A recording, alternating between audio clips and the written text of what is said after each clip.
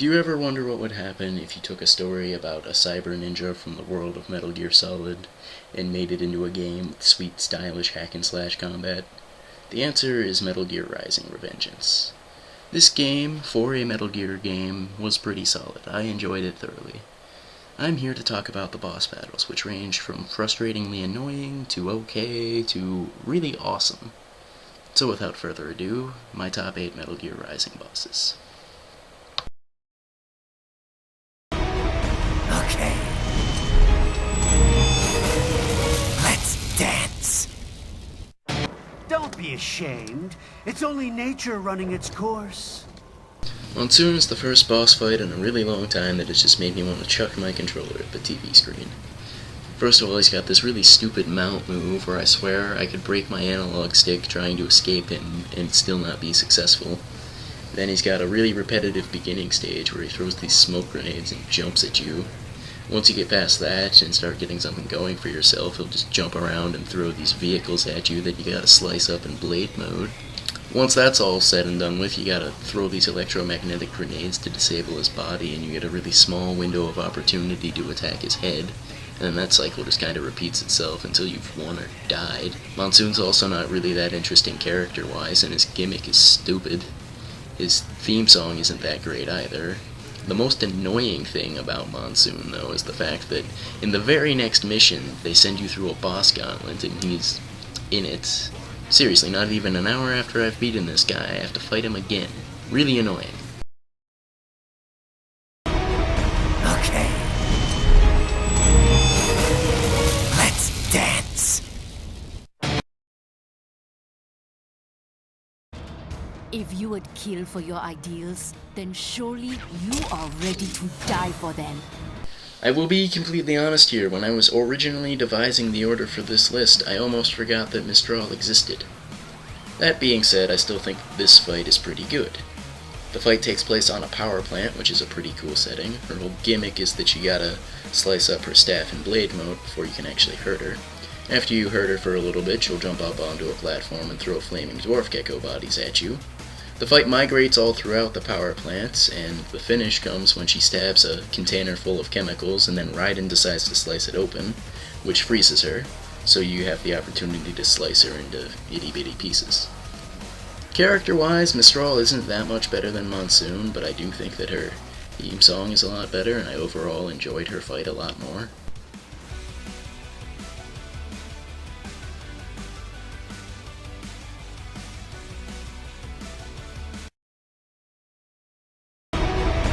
Okay. Let's dance. Like I said, kids are cool, Jack. And I'm very in touch with my inner child. Alright, so something that the Sundowner boss fight has over the Mistral and Monsoon fights is that this fight actually has build-up. You got to see this guy before the pre-boss fight cutscene. Anyway, so the fight is pretty cool. You can go about fighting him a few different ways. You can either run around and attack him when his shield isn't up, or when he does put up his shield, you can go into blade mode, and then one slash will break his defense, and then you can take the opportunity to cut away pieces of his shield gradually. And the fight starts to kick into high gear when you finally break Sundowner's shield and he pulls out his scissor sword and becomes a lot more aggressive in his attack pattern. The finish to this fight is pretty sweet too. Sundowner falls off the building and you think you've won, but he caught onto a chopper and fires a rocket at Raiden. Raiden jumps off the building and catches a set of those raging raven wings. You're then put into an on-rail shooter segment of Raiden riding the raging raven wings up through the World Marshal building, and when he bursts through the roof of the World Marshal building, he throws the raging raven wings at Sundowner's chopper, and Sundowner is launched towards Raiden, and then you slice him into pieces, all before you touch the ground again. In terms of character, Sundowner has more personality than Mistral and Monsoon combined.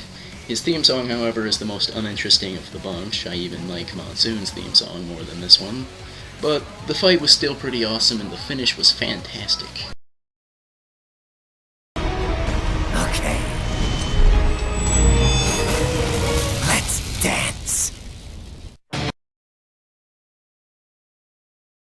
I am here to kill you. This fight is a lot of fun. It's probably the most straightforward of the bunch, being just a fight with a robotic wolf with a few techno gadgets such as a chainsaw for a tail and some cool throwing knives. Pretty much all you have to do in this fight is parry his attacks and then deliver your own combos. After you damage him so much, he will jump up onto a ledge and summon some minions for you to Zandatsu.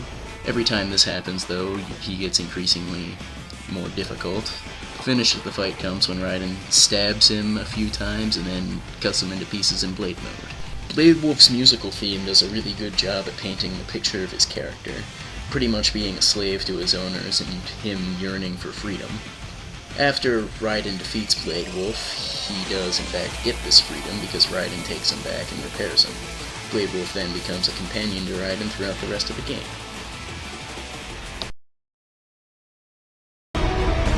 Okay. Let's dance. Pop quiz. What is the best way to get players absolutely hyped to be playing your game? Throw a Metal Gear fight in the first 5 minutes, that should do the trick. Anyway, this fight comes in 2 stages. The first stage is kinda simple. All you gotta do is run around and deflect the machine gun bullets and dodge its laser cannon. Once you get up close to the Metal Gear, all you gotta do is start cutting away at its feet, and you'll blade mode its armor off. And then, the finish of the first phase comes when Raiden grabs the Metal Gear's arm and throws it, and then he runs and cuts the arm into pieces and slices it off, and it is absolutely awesome. The second phase of the fight occurs when the Metal Gear returns later in the level. Pretty much all you have to do here is dodge its lasers and missiles and slice its face up. You'll do some blade modes to its arm. And then the finish of this one is Raiden decides to put the warship to Contra to shame here and runs across these missiles. He completely slices off the Ray's arm. You think it's finished, but the Ray throws Raiden up and he lands on a clock tower that he runs down, dodging some more missiles. And then he stabs the Ray in the head and cuts it completely in half. There's no point talking about the character of Metal Gear Ray because, well, it doesn't really have a character because it's a robot. But I will talk about the battle theme because the battle theme is absolutely fantastic. Just listen to it for a second. Rules of nature!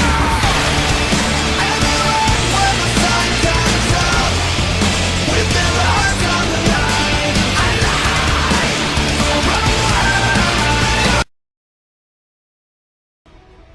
Okay.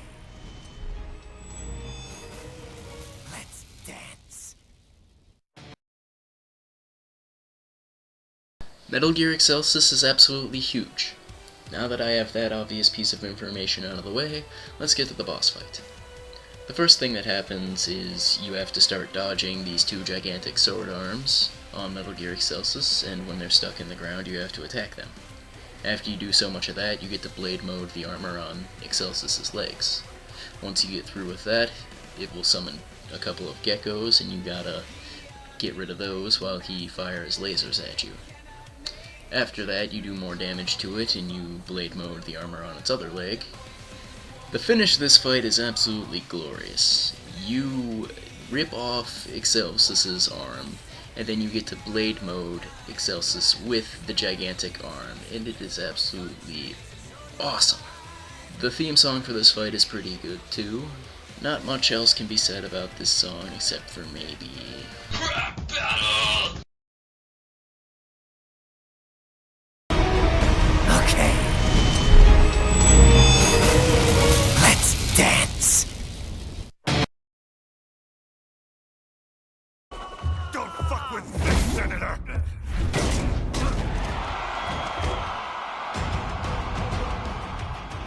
What? Armstrong isn't number 1? I bet a lot of you probably are saying this. You're batshit insane!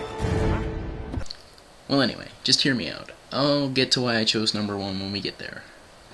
Armstrong, however, is a great final boss fight. He comes in multiple stages, although the first couple are just transitions for the cutscenes, some of which are great, by the way. For example...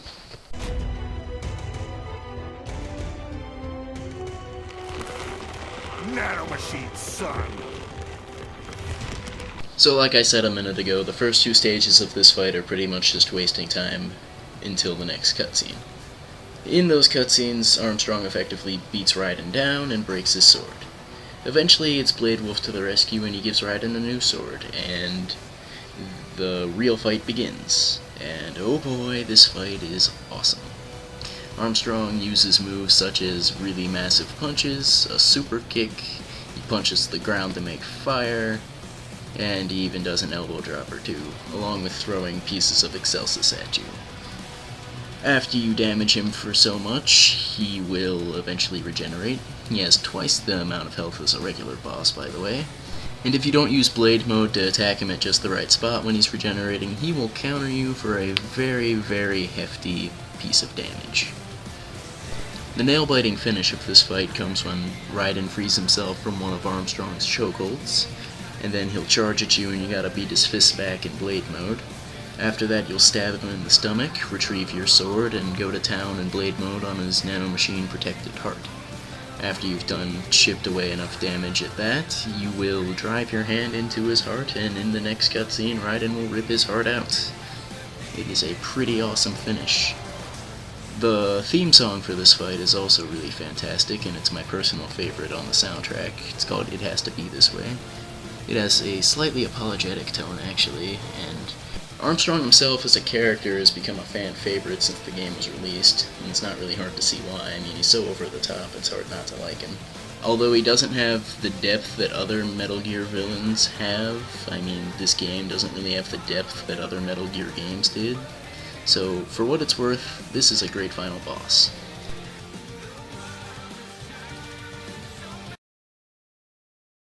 Okay. Let's dance. Okay. Let's dance! So by process of elimination, you've probably figured out that number one is in fact Jetstream Sam. I'll be honest, I'm a big fan of rival battles, and Jetstream Sam is a great rival in this game. Early on in the game, you encounter Sam, and he absolutely destroys you, cutting off Raiden's arm and taking out one of his eyes. Later in the game, when you encounter him, the fight has a really big feeling of full circle satisfaction. The fight itself is another one-on-one duel in the Badlands of Colorado. Sam uses a plethora of sword techniques in order to combat you, and then about halfway through the fight you end up disarming him and he's still just as tough without his weapon. The fight comes to a conclusion when Raiden and Sam lock blades, and then Raiden delivers a swift stab through Sam's abdomen. He doesn't cut him into pieces, he just stabs him and Sam dies. Sam is quite honestly my favorite character. His cool demeanor and his awesome sword skills are just great to me. His theme song, called The Only Thing I Know for Real, is really cool too. It describes a warrior who doesn't really know why he's fighting anymore, but he's just fighting because it's the only thing he's good at. And I think that gives us quite a bit of cool insight on Sam's character. So, with an awesome amount of build-up, a really good fight, and a great feeling of full circle satisfaction, Jetstream Sam takes my number one spot as the best Metal Gear Rising boss fight.